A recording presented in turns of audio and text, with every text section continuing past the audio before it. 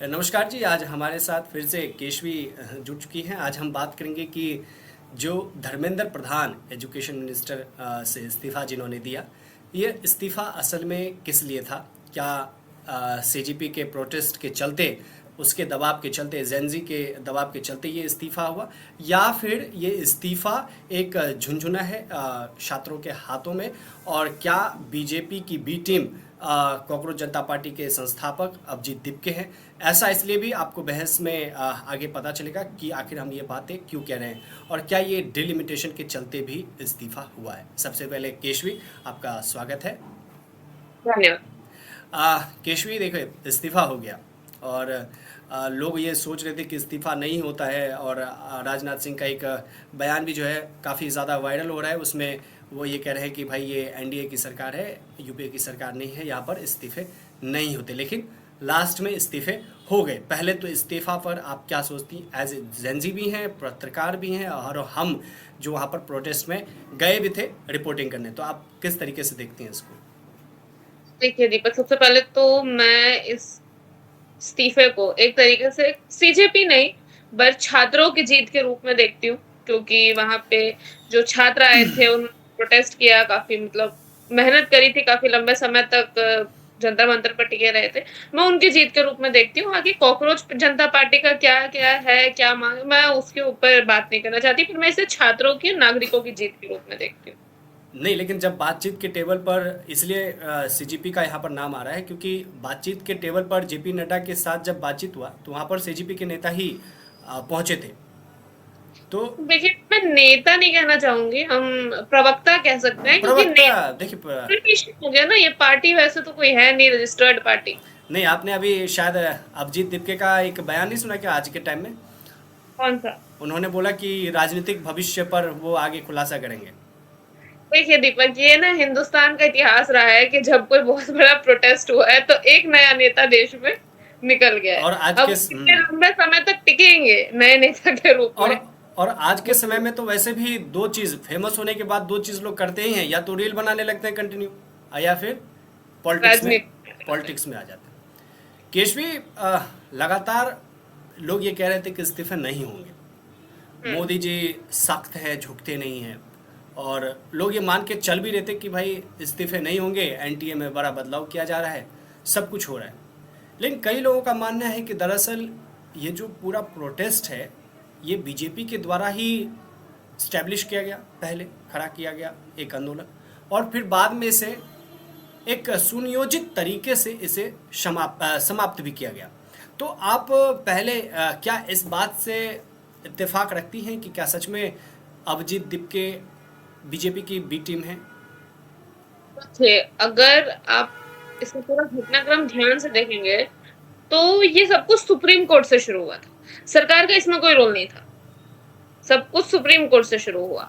और अगर आप इसका अंत देखेंगे आते आते, तो किसी ने भी सीजेआई पे कोई सवाल नहीं किया। पूरी कॉकरोच जनता पार्टी ने कभी नहीं बोला कि सीजेआई माफी मांगे, कुछ करे, वो सरकार के पीछे पड़ी। और सूत्रों के हवाले से ये भी खबरें देखने को मुझे मिली है कि धर्मेंद्र प्रधान ने पहले 2 बार भी इस्तीफे को अप्रोच किया था, अपनी पार्टी को अप्रोच किया था कि मैं इस्तीफा दे देता हूँ, पर उन्हें उस टाइम पे रोक दिया गया। तो अगर आप इस्तीफा एक सुनियोजित टाइम पे ले रहे हो, तो कुछ ना कुछ तो आपका प्लान होगा ना कि हम इसी टाइम पे इस्तीफा लेंगे। देखिए, करीब करीब 1 महीने या 2 महीने से बीजेपी डीलिमिटेशन के लिए तैयारियां कर रही थी। आप सभी जानते हैं, इस बात से अवगत होंगे, और काफ़ी नंबरों को जुटाया जा रहा था, पार्टियों को तोड़ा जा रहा था, और आखिरकार उस नंबर पर कहते हैं कि पहुंच चुके हैं वो, जहां पर डिलिमिटेशन के बिल को पास किया जा सकता है। इधर जब मंडे को शुरू हुआ पार्लियामेंट सेशन, आप इस तरीके को समझिए, क्रोनोलॉजी को समझिए केशवी, कि जब ये सारा कुछ शुरू हुआ मंडे को, सभी को लगा कि पार्लियामेंट अब शुरू होगा, सब कुछ जैसे चल रहा है वो चलेगा। लेकिन एक तरफ ये भी है कि अपोजिशन लगातार जो है, पिछले पिछले 12 सालों में देखें तो अपोजिशन लगातार अपोज करता रहा है, सरकार का विरोध करता रहा है, और शुरुआती दौर में जो 2 3 4 दिन होते हैं वो विरोध में निकल जाते हैं, और उसमें कोई भी बातचीत नहीं होता है, पार्लियामेंट का सेशन ऐसे ही खराब हो जाता है। तो कई लोग ये कह रहे हैं कि ये 1 हफ्ते बीजेपी ने इसको डिले इसलिए किया कि जिससे डिलिमिटेशन के वक्त जब बीजेपी ये बिल लेकर आए पार्लियामेंट में, तो कांग्रेस अपोज करने के लायक ना बचे, अपोजिशन अपोज करने के लायक ना बचे, क्योंकि अपोज पहले वो कर चुकी होगी कि भाई इस पर हम बातचीत आगे, यदि कोई बिल आता है तो इस पर हम बातचीत तभी करेंगे जब रेजिग्नेशन होगा, और रेजिग्नेशन हो गया, इस्तीफे हो गए, तो अब दूसरा विकल्प तो कोई बचता नहीं है ना अपोजिशन के पास। अगर वो लोग जब प्रोटेस्ट चल रहा था उस टाइम पे विरोध कर रहे थे सेशन का, तो सब लोग सपोर्ट कर रहे थे कि हाँ भाई छात्रों के लिए हो रहा है, छात्रों के भले के लिए हो रहा है। अब अगर कांग्रेस या विपक्ष का कोई भी दल इसका बॉयकॉट करता है, वॉकआउट करता है, तो फिर उन्हीं पर सवाल उठेगा, क्योंकि जनता को भी लगेगा ना भाई, इतने पैसे टैक्स के पैसे से आप इतना 90-90 करोड़ एक एक सेशन में लगते हैं, आप उस पर चर्चाएं नहीं कर रहे। जब इस पर सवाल उठ जाएगा विपक्ष पे, वही चीज मैं कह रहा हूँ। सरकार पे नहीं उठेगी। तो क्या ये जो पूरा नाटक, ये जो 1 महीने से खेला गया, क्या आप इसको देखते हैं कि ये जो सारा षड्यंत्र था ये बीजेपी के द्वारा ही एक प्लानिंग के तहत रचा गया? मैं इसकी पुष्टि नहीं कर सकता, कोई भी इसकी पुष्टि नहीं कर सकता, पर मैं ऐसा मान सकती हूँ। क्योंकि अब अपोजिशन के पास कोई चाल है क्या? आपको लगता है, आप एज ए रिपोर्टर देख पाती हैं कि कोई ऑप्शन है? कई लोग ये कह रहे हैं कि अगर ये बिल नहीं आता है, पास नहीं होता है, तो 2029 में मोदी जी का जाना लगभग में तय माना जा रहा है। लेकिन अगर ये बिल आ जाता है तो कह रहे हैं कि 30-40 साल भूल जाएगी बीजेपी इस सरकार से जाए, इस इस तरीके से सत्ता से जाए। ये मैं खुद चाहती हूँ कि इस बार सत्ता परिवर्तन हो, इसलिए नहीं कि बीजेपी अच्छा काम कर रही है नहीं कर रही है, वो तो अलग विषय है, पर ज्यादा अधिक समय तक किसी भी पार्टी को नहीं रहना चाहिए सत्ता में, अहंकार आ जाता है। दूसरी बात कि अगर आप नोटिस करेंगे 2014 से 2026 तक प्रदर्शन कई बार हुए हैं पूरे देश में, बहुत प्रदर्शन हुए हैं, पर सरकार ने कभी किसी प्रदर्शन को इतना बड़ा बनने नहीं दिया। चाहे आप सीए एनआरसी का प्रदर्शन शाहीन बाग वाला लीजिए, चाहे जो किसान आंदोलन हुआ था, किसी प्रदर्शन को इतना बड़ा कभी बनने नहीं दिया था कि पूरे देश की जनता उसे सपोर्ट करे। हर प्रदर्शन को कहीं ना कहीं से एंटी नेशनलिस्ट, फॉरेन फंडिंग आ रही है, पाकिस्तानी है, इसी तरीके से इसको डिस्प्ले कर दिया जाता था। इस प्रोटेस्ट में आप देखेंगे तो सरकार की तरफ से ऐसा कुछ नहीं हुआ ऑफिशियली ना, मतलब ऐसे सोशल मीडिया पे नहीं दिखाया गया कि ये लोग आतंकवादी हैं, फॉरेन फंडिंग आ रही है, फलाना ढिमकाना, और इतना बड़ा प्रोटेस्ट इसी प्रोटेस्ट को बनने दिया गया। तो सरकार हो सकता है कि वो खुद चाहती थी कि प्रोटेस्ट बड़ा हो। वही चीज़ मैं कह रहा हूँ कि ये तो मंडे को देखना होगा, यानी कि आने वाले जो मंडे है उसमें, आज हम संडे को ये वीडियो बना रहे हैं, तो ये देखना होगा कि अपोजिशन की आगे क्या रणनीति होती है। लेकिन फिलहाल यही माना जा रहा है कि बीजेपी ने इस्तीफा दिया एक हाथ से, जेनजी को मना लिया, और दूसरी तरफ विपक्ष को चारों खाने चित कर दिया। अब चारों तरफ से घेर लिया, चारों तरफ से घेर लिया। विपक्ष के पास एक्चुअली में कोई ऑप्शन नहीं है। हाँ, वो अलग अलग रीजंस पे सदन के अंदर बिल का विरोध कर सकते हैं, पर वो वॉकआउट नहीं कर सकते, और विपक्ष के पास इतना वॉकआउट तो कर सकते हैं केशवी, हंगामा नहीं कर सकते। वॉकआउट कर सकते हैं ना, पर फिर जनता पूछेगी कि आप हंगामा, आप वॉकआउट कर लिया, आपने सदन ही नहीं चलने दिया। नहीं, वॉकआउट का तो अधिकार है उनके पास कि आप नहीं कर सकते। अधिकार तो है, पर वॉकआउट कर जाएंगे, हंगामा करेंगे, तो फिर जनता की नजर में वही गलत हो जाएंगे। वही चीज मैं कह रहा हूँ केशवी, वॉकआउट का अधिकार तो है, पर अगर कर जाएंगे तो जनता की नजर में वही गलत हो जाएंगे। कुल मिलाकर ये कहा जा सकता है, ओवरऑल पूरे स्टोरी को देखें, पूरे जो प्रोटेस्ट को देखें, कहीं ना कहीं वहां पर हम भी गए थे तो रियल में लोग आए थे, लोगों की मांग सही थी।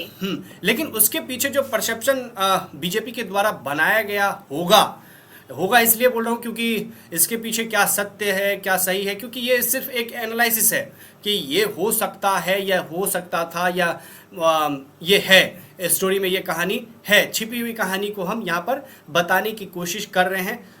मानना नहीं मानना आगे वाले के ऊपर ये डिपेंड करता है। तो टोटली ये परसेप्शन का खेल शायद बीजेपी ने रचा होगा कि अपोजिशन के पास हम एक हफ्ता बर्बाद हो जाए तो हो जाए, कोई दिक्कत नहीं है, लेकिन एक हफ्ते के बाद पार्लियामेंट सुचारू रूप से चलेगा और जितने भी बिल बीजेपी के पास महत्वपूर्ण बिल हैं, कानून संशोधन बिल हैं या संविधान संशोधन बिल है, उसे पास करवाने का एक तरीके से रास्ता खुल जाएगा क्योंकि विपक्ष के पास नंबर नहीं है इतना कि वो उसे फेल करा सके। जब पिछली बार डिलिमिटेशन हुआ था तब तो नंबर था, इस बार उतना नंबर नहीं है कि वो फेल करा दे, और अगर वो वॉकआउट करेंगे तो जनता के आगे पूरा चारों तरफ से घिर गए हैं। केशवी, आखिरी यही है कि आखिरी में जैसे मैं आपको ये कहूँ कि क्या शायद इस वजह से भी राहुल गांधी जंतर मंतर पर एक भी दिन नहीं पहुंचे? क्या ये सबसे बड़ी वजह हो सकती है? जी, वो ये बहुत बड़ी वजह हो सकती है। केवल राहुल गांधी नहीं, कांग्रेस के कई वरिष्ठ नेता जा सकते थे, प्रियंका गांधी जा सकती थी, सुरजेवाला जा सकते थे, मल्लिकार्जुन खड़गे जा सकते थे, नहीं गए वो। अखिलेश यादव जी भी शायद खुद नहीं गए थे, डिंपल यादव जी गई थी। और उन्होंने जानबूझ के, मैं इसको कहूंगी, पीएम हाउस के आगे किया था, क्योंकि उनको पता था अगर वो जंतर मंतर जाके करेंगे तो उन्हें अरेस्ट नहीं किया जाएगा, अरेस्ट नहीं, हिरासत में नहीं नहीं, लिया जाएगा। हिरासत में तो यहाँ पे भी अरेस्ट तो यहाँ पे भी किया गया। शायद मुझे ये तीन लगता है कि कैबिनेट में जंतर छोड़ दिया मंतर था। पर शायद इसलिए भी नहीं गए क्योंकि एक तरीके पे ये कहा जा रहा था कि ये बीजेपी की बी टीम, एक पॉइंट। दूसरा पॉइंट था कि ये बीजेपी की टीम नहीं है तो फिर अरविंद केजरीवाल की बी टीम है। आम तो आदमी दूसरा का ये भी, तो आम आदमी पार्टी के मंच पर राहुल गांधी नहीं जाना चाह रहे थे। वो सोच रहे थे कि मेरी भी एक लड़ाई चल रही है छात्रों की गूंज के नाम से, तो मैं उसी को आगे बढ़ाऊं। ये ना हमारे विपक्ष की कमजोरी है कि हम साथ मिलकर नहीं कर पा रहे। तो टोटली ये है कि बहुत बहुत धन्यवाद केशवी। आप कुछ अगर आखिरी में कुछ कहना चाहते हैं तो? देखिए, मैं कहना चाहती हूँ ना कि बीजेपी ने जो षड्यंत्र अगर रचा तो एक काफी समझदारी से रचा, क्योंकि अपने एक मंत्री का इस्तीफा लेके, वो भी सिर्फ आप इस्तीफा ले रहे हो, कोई उनको निष्कासित नहीं कर रहे हो पद से, सांसद के रूप में नहीं हटा रहे हो। एक मंत्री का इस्तीफा लेके अगर आप 3 बार के चुनाव और अपना फिक्स कर लेते हो कि 3 4 बार अगर हम और चुनाव जीतेंगे तो भलाई है, इसमें हार नहीं करेंगे। तो टोटली ये है कि शिक्षा व्यवस्था पर बात की जानी चाहिए, चेंजेस क्या होंगे उस पर बात होनी चाहिए, लेकिन टोटल ओवरऑल काफ़ी लोगों को जब इतने आसानी से ये इस्तीफे हो गए, तो अब लोगों को इसके पीछे की क्रोनोलॉजी समझ में आ रही है, इसके पीछे की जो बिहाइंड स्टोरी है वो समझ में आ रही है कि दरअसल ये सारा खेल विपक्ष को चारों खाने चित करने के लिए किया गया। बहुत बहुत धन्यवाद।